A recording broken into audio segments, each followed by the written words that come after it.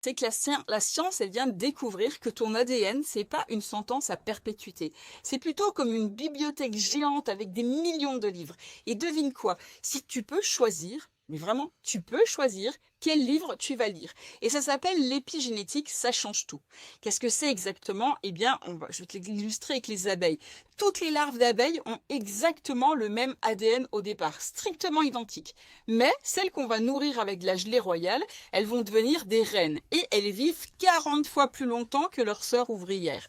Même gène, alimentation différente. Résultat, une vie complètement différente, 40 fois plus longue. Je ne sais pas si tu te rends compte, je ne sais pas si tu imagines ce que ça peut vouloir dire pour toi.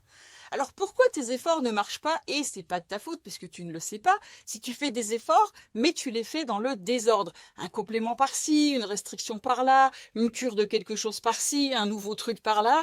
Et c'est comme si tu appuyais sur des boutons au hasard sur une télécommande qui est ultra complexe. C'est normal que rien ne se fasse parce que personne ne t'a jamais expliqué sur quel bouton appuyer, dans quel ordre et pourquoi. Du coup, tu continues à activer les mauvais gènes, ceux de l'inflammation, ceux de la fatigue chronique, ceux du vieillissement accéléré, des douleurs, bref, de tout le corps qui part en cacahuète, alors que juste à côté, bien planqué dans ton ADN, tu as les gènes de régénération qui ne demandent qu'à bosser pour toi, qui ne demandent qu'à être activés.